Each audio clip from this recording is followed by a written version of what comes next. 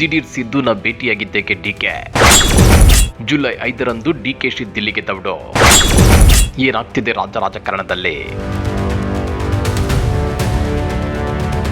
ನಮಸ್ಕಾರ ವೀಕ್ಷಕರೇ.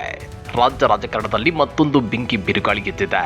July 5ರಂದೇ CM DK Shivakumar ದಿಲ್ಲಿಗೆ ದೌಡಾಯಿಸುತ್ತಿರುವುದರ ಹಿಂದಿನ ಅಸಲಿ ಮರ್ಮವೇನೋ? ಹೈಕಮಾಂಡ್ ಕೋರ್ಟ್ನಲ್ಲಿ ನಡೀತಿರೋ ಆ ಗೇಮ್ ಆದ್ರೂ ಎಂತದ್ದು ಗೊತ್ತಾ? ಅದನ್ನ ಡೀಟೇಲ್ ಆಗಿ ತೋರಿಸ್ತೇವೆ. ಆದ್ರೆ ಅದಕ್ಕಿಂತ ಮೊದಲು ಹಲೋ ಕನ್ನಡ ಯೂಟ್ಯೂಬ್ ಚಾನಲ್ ಅನ್ನ ಸಬ್ಸ್ಕ್ರೈಬ್ ಮಾಡ್ಕೊಳ್ಳಿ. ಹಾಗೇನೇ ಪಕ್ಕದಲ್ಲಿರೋ ಬೆಲ್ ಬಟನ್ ಅನ್ನು ಪ್ರೆಸ್ ಮಾಡಿ.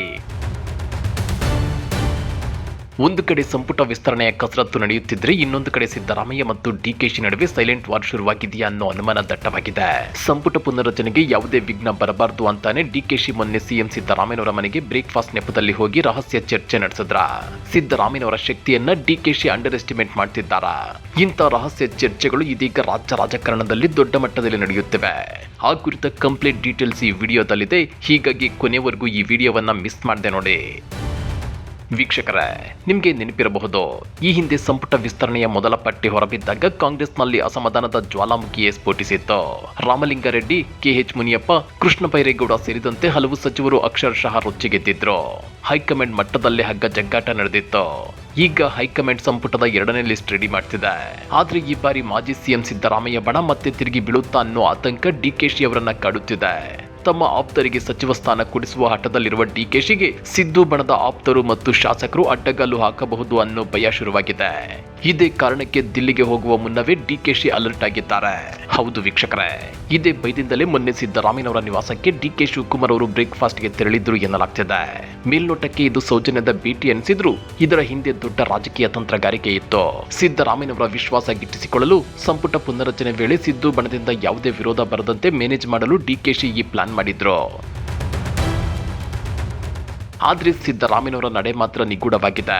ರಾಜಕೀಯ ಚಾಣಕ್ಯ ಸಿದ್ದರಾಮಯ್ಯನವರು ಡಿಕೆಶಿಗೆ ಸೈಲೆಂಟ್ ಆಗಿಯೇ ಸ್ಟ್ರೋಕ್ ಕೊಡ್ತಾರಾ ಅನ್ನೋ ಚರ್ಚೆ ಈಗ ಕೈಪಾಳ್ಯದಲ್ಲಿ ನಡೆಯುತ್ತಿದೆ. ತಮಗೆ ಯಾವುದೇ ಕೆಟ್ಟ ಹೆಸರು ಬರಬಾರದು, ಅದೇ ಸಮಯದಲ್ಲಿ ಇಡೀ ಸರ್ಕಾರ ಡಿಕೆಶಿ ಕಂಟ್ರೋಲ್ಗೆ ಸಿಗಬಾರದು ಅನ್ನೋ ಮಾಸ್ಟರ್ ಪ್ಲಾನ್ ಅನ್ನು ಸಿದ್ದರಾಮಯ್ಯ ಹೆಣೆಯುತ್ತಿದ್ದಾರೆ ಎನ್ನಲಾಗ್ತಿದೆ. ಸಿದ್ದರಾಮಯ್ಯನವರನ್ನ ಸೈಡ್ಲೈನ್ ಮಾಡೋದು ಅಷ್ಟು ಸುಲಭವಲ್ಲ ಅನ್ನೋದು ಡಿಕೆಶಿಗೆ ಗೊತ್ತು. ಸಿದ್ದರಾಮಯ್ಯನವರ ರಾಜಕೀಯ ಶಕ್ತಿ ಮತ್ತು ಅವರ ತಂತ್ರಗಾರಿಕೆಯನ್ನ ಡಿಕೆಶಿ ಎಂದಿಗೂ ಅಂಡರ್ ಎಸ್ಟಿಮೇಟ್ ಮಾಡುವಂತಿಲ್ಲ. ಈಗ ಜುಲೈ 5ರ ಡಿಕೆಶಿ ದಿಲ್ಲಿ ದೌಡು ಅತ್ಯಂತ ಪ್ರಾಮುಖ್ಯತೆ ಪಡೆದುಕೊಂಡಿದೆ. ಹೈಕಮಾಂಡ್ ನಾಯಕರ ಮುಂದೆ ಡಿಕೆಶಿ ತಮ್ಮದೇ ಆದ ಹೊಸ ಲಿಸ್ಟ್ ಇಡಲಿದ್ದಾರೆ. ಹಳಬರನ್ನ ಕೈಬಿಟ್ಟು ಹೊಸಬರಿಗೆ ಮಣೆ ಹಾಕಬೇಕಾ ಅಥವಾ ಸದ್ಯಕ್ಕೆ ಯಥಾಸ್ಥಿತಿ ಕಾಯ್ದುಕೊಳ್ಳಬೇಕಾ?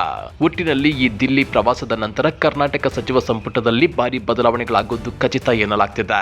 ಆದ್ರೆ ಇದು ಸಿದ್ದರಾಮಯ್ಯನವರ ಪರವಾಗಿತ್ತ ಅಥವಾ ಡಿಕೆಶಿ ಮೇಲುಗೈ ಸಾಧಿಸ್ತಾರಾ ಅನ್ನೋದೇ ಸಸ್ಪೆನ್ಸ್. ನೋಡಿದ್ರಲ್ಲ ವೀಕ್ಷಕರೇ, ಕರ್ನಾಟಕ ಕಾಂಗ್ರೆಸ್ನಲ್ಲಿ ಸಂಪುಟ ವಿಸ್ತರಣೆಯ ಹಗ್ಗ ಜಗ್ಗಾಟ ಕೇವಲ ಸಚಿವ ಸ್ಥಾನದ ಜಗಳವಾಗಿ ಉಳಿದಿಲ್ಲ. ಇದು ಮಾಜಿ ಸಿಎಂ ಸಿದ್ದರಾಮಯ್ಯ ಮತ್ತು ಸಿಎಂ ಡಿಕೆಶಿ ನಡುವಿನ ಅಸ್ತಿತ್ವದ ಹೋರಾಟವಾಗಿ ಮಾರ್ಪಟ್ಟಿದೆ. ನಿಮ್ಮ ಪ್ರಕಾರ ಈ ಸಂಪುಟ ಪುನರ್ರಚನೆಯಲ್ಲಿ ಮಾಜಿ CM Siddaramaiah master plan workout ಆಗುತ್ತಾ ಅಥವಾ ಡಿಕೆ ಶಿವಕುಮಾರ್ ಅವರು ಹೈಕಮಾಂಡ್ ಮಟ್ಟದಲ್ಲಿ ಮೇಲುಗೈ ಸಾಧಿಸ್ತಾರಾ? ನಿಮ್ಮ ಅನಿಸಿಕೆಯನ್ನ ತಪ್ಪದೆ ಕೆಳಗಡೆ ಕಮೆಂಟ್ ಬಾಕ್ಸ್ ನಲ್ಲಿ ತಿಳಿಸಿ.